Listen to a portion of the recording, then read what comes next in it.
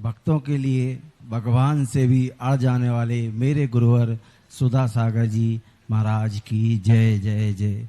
हे भगवान, हम सभी लोग जानते हैं कि कर्मों ने भगवान को भी नहीं छोड़ा, उसके बावजूद भी आज हमें साधुओं में भी दोष दिखाई दे रहे हैं और कुछ श्रावकों को भी साधु में दोष दिखाई दे रहे हैं।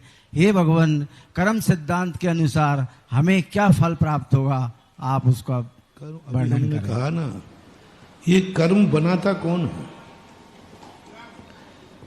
कर्म को बनाने वाले हम खुद हैं। हमने खुद ऐसा निर्माण किया।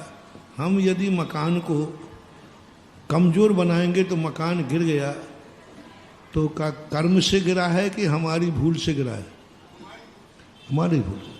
तो कर्म कोई चीज नहीं, कर्म हमारे द्वारा बनाया गया है और इसलिए तो बनता है। यदि हम दोष नहीं निकालेंगे तो कर्म कैसे बनेगा? दुर्गति कैसे होगी? नीच गोत्र कैसे होगा?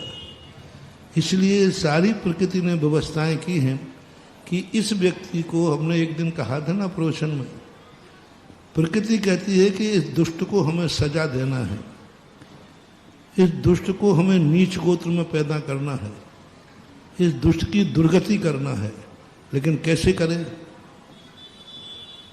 तो इसका एक ही तरीका है कि इसकी ऐसी बुद्धि कर दो कि ये महाराज को गाली दे देवे। बस ये गाली दे देवे तो फिर हम सजा दे देंगे। तो अब महाराज तो गुस्सा करेंगे नहीं क्योंकि महाराज हैं, लेकिन इसकी दुर्गति निश्चित है। तो प्रकृति ने ये व्यवस्था बनाई कि दुष्ट लोग साधु को परेशान करते हैं। वो प्रकृति की व्यवस्था है, यही दुष्टों को। उस देव ने कहा कि मैं इस चक्रवर्ती की दुर्गति कैसे करूं, क्या करूं? तो उसने कहा इससे नमोकार मंत्र पर पैर रखवा देते, जिससे बहाना मिलेगा कि मैंने इसको मारा नहीं है, इसने नमोकार मंत्र पर पैर रखा है तो हमने तो इसको सजा दी है। तो प्रकृति ऐसे कई आइटम अपनाती है जिसकी दुर्गति होना होती है। वो व्यक्ति अपना पुरुषार्थ खो बैठता है। लेकिन जो समझदार होते हैं वो कहते हैं नहीं, मैं जरूर, मेरे कर्म अशुभ हैं, मैं पापी हूं, लेकिन मैं इतना पुरुषार्थ करूंगा कि सारे कर्मों के रूप को बदल करके मैं देवता भी मेरी जय जयकार करेंगे। ऐसा महान निकृष्ट पाप कर्म को लेकर आए व्यक्तियों को, चांडाल जैसे व्यक्ति, मातंग जैसे व्यक्ति महान अशुभ कर्म की किस्मत लिखा के आए। कुल अशुभ, क्षेत्र अशुभ, कार्य अशुभ, किस्मत सब कुछ अशुभ है। लेकिन उसने अपने पुरुषार्थ के बल पर ऐसा नियम लिया, ऐसा निभाया कि उस चांडाल कुल के भी ने आकर देवताओं ने जय जयकार की। हम चाहें तो अपनी किस्मत को परिवर्तित कर सकते हैं। आज प्रातःकाल ही हमने कहा था, सत्य से बड़ा विश्वास होता है, सत्य से बड़ी श्रद्धा होती है, सत्य से बड़ी श्रद्धा विश्वास होता है।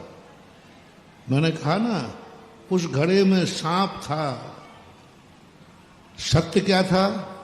सांप। और विश्वास क्या था? हार। क्या निकला? हार। बस यही है। तो हमारा जब विश्वास पक्का हो जाता है तो हमारी किस्मतें भी बदल जाती हैं, ऐसा मानना चाहिए।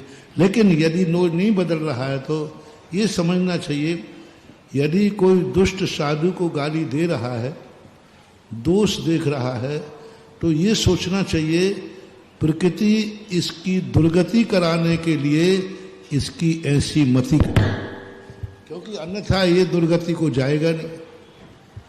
तो कभी कभी कर्म ऐसी व्यवस्था बना लेता है कि उसको दुर्गति जब ही होगी जब ये साधुओं के दोष देखेगा, और दोष नहीं देखेगा तो वही वाली बात है कि एक व्यक्ति छुपा था आतंकवादी कहीं, तो किसी ने कहा कि भाई यहाँ एक चोर छुपा है, तो पुलिस कहती हम जब तक नहीं पकड़ सकते जब तक वो वारदात नहीं करेगा।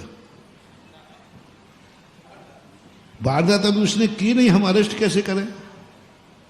वारदात करने पर ही अरेस्ट कर सकते हैं। ऐसे ही प्रकृति की व्यवस्था है, जब ये अपराध करेगा, सज्जन पुरुषों के प्रति बुरे भाव करेगा, तभी तो मैं इसको सजा दूंगा, बिना उसके कैसे सजा दूं? ये प्रकृति की व्यवस्था है।